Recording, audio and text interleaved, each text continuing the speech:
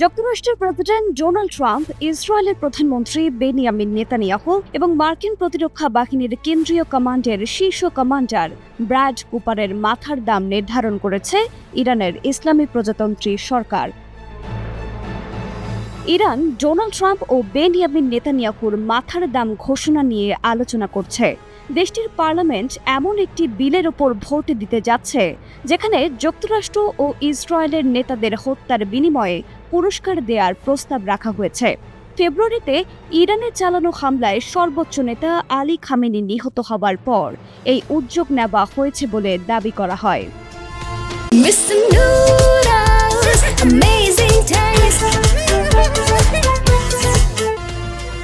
ইরানের জাতীয় নিরাপত্তা এবং পররাষ্ট্র নীতি বিষয়ক পার্লামেন্টারি কমিটির চেয়ারম্যান এব্রাহিম আজিজির বরাত দিয়ে এক প্রতিবেদনে এই তথ্য জানিয়েছে ব্রিটিশ সংবাদ মাধ্যম টেলিগ্রাফ ইউকে। এব্রাহিম আজিজি জানিয়েছেন, ট্রাম্প, নেতানিয়াহু এবং কুপার তিনজনের মাথার দাম নির্ধারণ করা হয়েছে 5 কোটি ইউরো বা $5,83,83,000। যে বা যারা এই তিনজনকে নরকে পাঠাতে পারবে তারা হবেন এই পুরস্কারের হকদার। তবে এখনও এটি অনানুষ্ঠানিকভাবে ঘোষণা দেওয়ার পর্যায়ে আসেনি। পার্লামেন্টে counter action by military and security forces of the Islamic Republic নামে একটি বিল তৈরি করা হচ্ছে। সেখানে সংবিধিবদ্ধভাবে এই পুরস্কারের ব্যাপারটি উল্লেখ করা হয়েছে।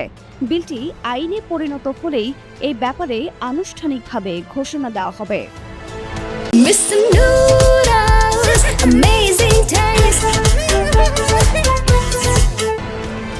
ইরানের সাবেক সর্বোচ্চ নেতা আয়াতুল্লাহ আলী খামেনির মৃত্যুর প্রতিশোধ নিতেই এ আইন প্রণয়নের উদ্যোগ নেওয়া হয়েছে বলে জানিয়েছেন এব্রাহিম আজিজি।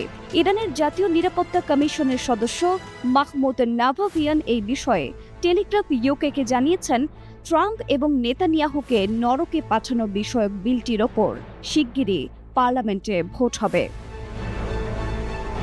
ইরানের সরকারপন্থী সংবাদ মাধ্যম মাসাফ এক প্রতিবেদনে জানিয়েছে, মাথার দাম ঘোষণার ব্যাপারটি ব্যাপকভাবে প্রচারের জন্য আলাদাভাবে $5 কোটি বরাদ্দ করা হয়েছে।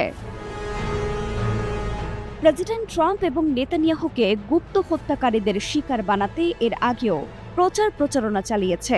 গেল বছর প্রেসিডেন্ট ট্রাম্প বলেছিলেন, তারা যদি আমাকে হত্যার চেষ্টা করে তাহলে যুক্তরাষ্ট্র অত্যন্ত কঠোর ভূমিকায় আসবে এবং তাদেরকে পৃথিবী থেকে মুছে ফেলবে। এদিকে নেতানিয়াহুকে নিরাপত্তা বৈঠকে অংশ নেওয়ার কারণ দেখিয়ে তার দুর্নীতি মামলার শুনানিতে অনুপস্থিত থাকার অনুমতি দেওয়া হয়েছে। এতে ধারণা করা হচ্ছে ইসরায়েল আবারও সংঘাতে জড়াতে প্রস্তুতি নিচ্ছে। সরকারি সূত্রগুলো বলছে, যুক্তরাষ্ট্র ও ইসরায়েল উভয়ই মনে করছে ইরান আগাম হামলা চালাতে পারে, ফলে তারা উচ্চ সতর্ক অবস্থানে রয়েছে। বিশ্লেষকদের মতে, যুদ্ধ পুনরায় শুরু হবে কিনা সেই চূড়ান্ত সিদ্ধান্ত মূলত ট্রাম্পের হাতেই রয়েছে।